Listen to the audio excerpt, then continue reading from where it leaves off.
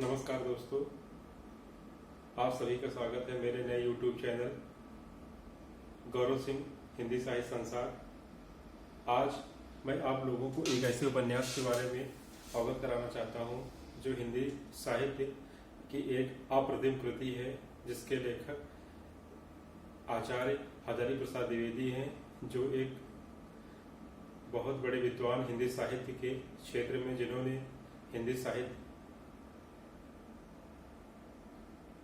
की समृद्धि के लिए बहुत गहरे अनुसंधान किया।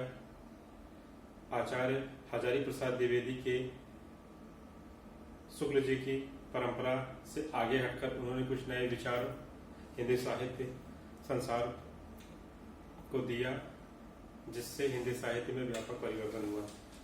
आज हम उनके उपन्यास पुनर्नवा का चर्चा करेंगे, जो बहुत ही अच्छा एक उपन्यास है हजारी प्रसाद द्विवेदी जी का। सबसे पहले हम हजारी प्रसाद द्विवेदी जी के बारे में जानेंगे। उनका जन्म कब हुआ था, उन्होंने साहित्य के अध्ययन में कैसे हिंदी साहित्य संसार से अपनी लेखनी से लोगों को नए नए विचारों से अवगत कराया। आइए दोस्तों, हम पहले उनका जीवन परिचय देखते हैं। आचार्य हजारी प्रसाद द्विवेदी, जन्म श्रावण शुक्ल एकादशी संवत 1907 ईस्वी। जन्म स्थान आरत दुबे का छपरा, ओझवलिया बलिया उत्तर प्रदेश। शिक्षा संस्कृत महाविद्यालय काशी में 1929 ईस्वी में संस्कृत साहित्य में शास्त्री और 1930 में ज्योतिष विषय लेकर शास्त्राचार्य की उपाधि इन्होंने ग्रहण किया। 8 नवंबर 1930 को हिंदी शिक्षक के रूप में शांति निकेतन में कार्यारंभ, वहीं अध्यापन 1930 से 1950 तक। सन 1950 में काशी हिंदू विश्वविद्यालय में हिंदी प्राध्यापक और हिंदी विभागाध्यक्ष भी रहे। सन 1960 से 1967 तक पंजाब विश्वविद्यालय चंडीगढ़ में हिंदी प्राध्यापक और विभागाध्यक्ष के पद को भी आचार्य हजारी प्रसाद द्विवेदी जी ने सुशोभित किया। 1967 के बाद पुनः काशी हिंदू विश्वविद्यालय में कुछ दिनों तक रेक्टर पद पर भी रहे। राजभाषा आयोग के राष्ट्रपति मनोनीत सदस्य 1955। जीवन के अंतिम दिनों में उत्तर प्रदेश हिंदी संस्थान के उपाध्यक्ष रहे। नागरिक प्रचारणी सभा काशी के हस्तलेखों की खोज 1952 तथा साहित्य अकादमी से प्रकाशित नेशनल बिब्लियोग्राफी 1954 के निरीक्षक भी रहे। प्रकाशन, इनकी रचनाएं, महत्वपूर्ण रचनाओं पर भी हम प्रकाश डालते हैं। बाणभट्ट की आत्मकथा, चारुचंद्र लेख, अनाम दास का पोता, पुनर्नवा उपन्यास। हिंदी साहित्य की भूमिका, हिंदी साहित्य उद्भव और विकास, नाथ संप्रदाय, साहित्य साचर, नाट्यशास्त्र की भारतीय परंपरा और 10 रूपक, संदेश रासक, कालिदास की ललित योजना, मेघदूत, एक पुरानी कहानी, कबीर, सूर साहित्य, सहज साधना, मध्यकालीन बोध का स्वरूप, प्राचीन भारत के कलात्मक विनोद कला, महामृत्युंजय, रविंद्र आलोचना, सिख गुरुओं का पुण्यस्मरण, महापुरुषों का स्मरण, अशोक के फूल, कुटज, आलोक पर कल्पलता, विचार प्रवाह, मध्यकालीन धर्म साधना, इनके ऐतिहासिक निबंध रहे हैं। हिंदी भाषा का बृहद ऐतिहासिक व्याकरण, हजारी प्रसाद द्विवेदी ग्रंथावली, 12 खंडों में संपूर्ण रचनाएं। सम्मान, लखनऊ विश्वविद्यालय से सम्मानार्थ डॉक्टर ऑफ लिटरेचर उपाधि 1949। पद्म भूषण मिला 1957 में। पश्चिम बंग साहित्य अकादमी का टैगोर पुरस्कार तथा केंद्रीय साहित्य अकादमी पुरस्कार 1973।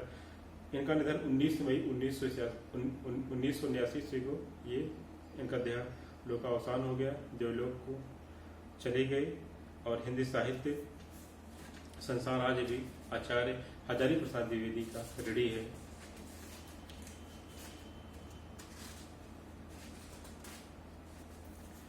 आचार्य हजारी प्रसाद द्विवेदी जी पुनर्नवा उपन्यास में बताते हैं।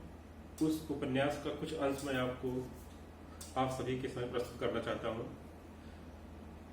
जिसे प्रायः सत्य कहा जाता है वह स्थिति का प्रत्यक्षीकरण मात्र है। जिसे प्रायः सत्य कहा जाता है वह वस्तु स्थिति का प्रत्यक्षीकरण मात्र है। लोग सत्य को जानते हैं, समझते नहीं। लोग सत्य को जानते हैं, समझते नहीं, और इसलिए सत्य कई बार बहुत कड़वा तो लगता ही है, वह भ्रामक भी होता है। फलतः जन साधारण ही नहीं, समाज के शीर्ष व्यक्ति भी कई बार लोकापवाद और लोक स्थिति के झूठे प्रपंचों में फंसकर पथभ्रष्ट हो जाते हैं। पुनर्नवा ऐसे ही लोकापवादों से दिग्भ्रांत चरित्रों की कहानी है। वह स्थिति की कारण परंपरा को न समझकर वे समाज से ही नहीं अपने आप से भी पलायन करते हैं और कर्तव्य का बोध उन्हें नहीं रहता। सत्य की तह में जाकर जब वे उन अपवादों और स्थितियों के भ्रमजाल से मुक्त होते हैं तभी अपने वास्तविक स्वरूप का परिचय उन्हें मिलता है और नवीन शक्ति प्राप्त कर वे नए सिरे से जीवन संग्राम में प्रवृत्त होते हैं। पुनर्नवा ऐसे हीन चरित्र व्यक्तियों की कहानी भी है जो युग युग से समाज की लांछना सहते आए हैं, किंतु शोभा और शालीनता की कोई किरण जिनके अंतर में छिपी रहती है, एक दिन यही किरण ज्योतिपुंज बनकर न केवल उनके अपने बल्कि दूसरों के जीवन को भी आलोकित कर देती है। पुनर्नवा 4वीं शताब्दी की घटनाओं पर आधारित ऐतिहासिक उपन्यास है, लेकिन जिन प्रश्नों को यहाँ उठाया गया है वे चिरंतन है और उनके प्रस्तुतिकरण तथा निर्वहन में आचार्य द्विवेदी ने अत्यंत वैज्ञानिक एवं प्रगतिशील दृष्टिकोण का परिचय दिया है। आचार्य हरिहर प्रसाद द्विवेदी जी इस उपन्यास में ही कहते हैं, श्रद्धा हो, प्रेम हो, स्नेह हो, आत्मदान करना ही होता है। चाहे श्रद्धा हो, चाहे प्रेम हो, चाहे स्नेह हो, आत्मदान करना ही होता है। चरणों में लौटना ही आत्मदान नहीं होता। अपने अहंकार को, अलगाव की बुद्धि को, मन को, अभिमान को, संपूर्ण आपा को तो उलीझ कर ही देना पड़ता है।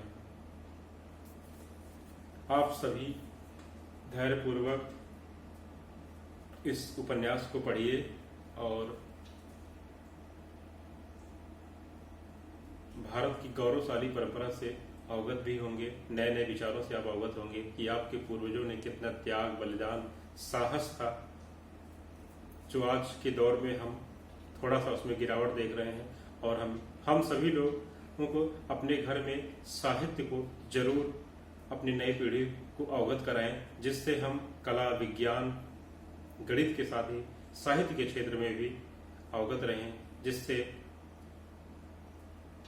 हम मानवीयतर संबंध और प्रकृति के साथ अपने तादात्म्य को एकाकीकार कर सके, जीवन में अलगाव, घुटन, संतरास, बिखराव जैसे चीजों से बच सकें। आप सभी का मेरे YouTube चैनल पर हार्दिक स्वागत है। हमारे चैनल को आप लाइक कीजिए, सब्सक्राइब कीजिए और ज़्यादा से ज़्यादा साहित्य संसार से सभी लोगों को अवगत कराएं।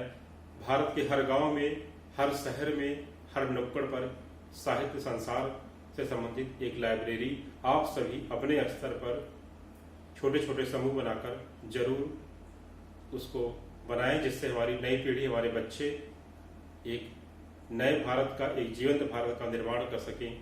मैं आप सभी का बहुत बहुत विनम्रतापूर्वक स्वागत करूंगा और रेडी रहूंगा आप सभी के ऐसे कार्यों के प्रति। जय हिंद, जय भारत, भारत माता की जय, वंदे मातरम।